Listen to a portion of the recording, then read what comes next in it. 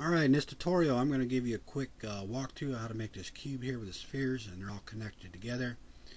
As long as you got some basic knowledge, you'll be able to understand, but I'm not going to get in full detail. So let's get started. We're going to select the primitive here, and by default it's set to the sphere with a hole in the top.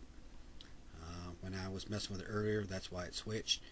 And it's got a pole in the top and one in the bottom. And if you look at this one over here, the one that I made, I got one on the top, one on the side, and one where they connect. So I need to switch this one here to a geodesic sphere. Then I'm going to set the subdivision to the lowest. Now when I select from the top or any of the sides, they're all uniform. So if I was to go ahead and delete some faces here, that's going to be one of my holes. But the problem is, if when I subdivide it, as you can see, the hole is not circular. It's not like this one here. I got this one pre-set up, and this one is circular here. So we're going to go back here, and we need to go ahead and select the edges here that we took the faces from and loop it. And we're going to use the curve extraction. The curve extraction is telling me I got 8 points. So what I did was I go back to the lines tab and select the 2-point circle here, and I selected one corner with the shift key and selected the other with the shift key. By default it's set to 20, but remember this one over here had 8 points, so we set this one to 8 points. Alright, we'll select the sphere here, select the point, and we're going to hold the triangle here, and when we get close to this line that we just brought up, we're going to hold the shift key and snap to it.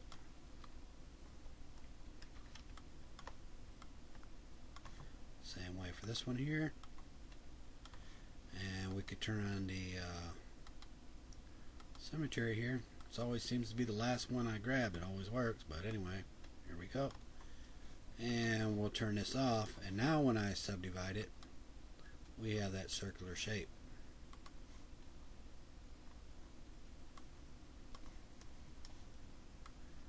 And actually this right here is actually circular when you increase the smoothing. So let's go to the custom. So I got some increased smoothing here. As you can see, this one's circular. So now if there's any adjustment, I'm not going to cut all the holes out for this one here, but if there's any adjustments, you need to do them now so they can all be uniform later, because we're going to be using just this one sphere and we're going to be copying and pasting it. So if you need to bring this out to give that little taper look, you might want to do it now.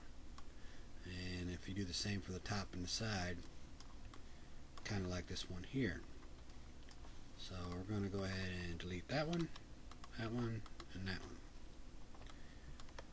Alright, and what I did was I copied one side and moved it over to the other side. It does not matter how long it is. We're going to just eyeball it. You can just eyeball them. Then what you do is you bridge them together. Alright, now to make it a square looking, or a perfect square, we're going to go ahead and select this one here.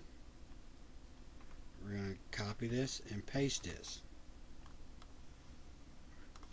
And we're going to right click, set pivot, hold shift key, set the pivot there, and we're going to drag over here and hold the shift key and snap. Alright, now we got two overlapping spheres here, and we don't want that, so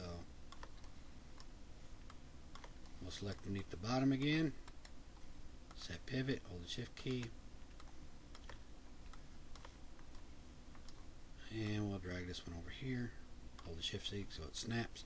As you can see, I got these holes facing these holes, and what I did was bridge these together. And I'm going to not bridge them together for time saving deal here, so I'm going to shift click this one and pretend that they are bridged, and I'm going to make them one by grouping them. And when these are bridged together, well, I need to go ahead and make this top one, so I select it here, copy, paste, and we're going to right click and set the pivot here, the shift key, and we're going to bring these up here. Hold the shift key, right click, set pivot, hold the shift key,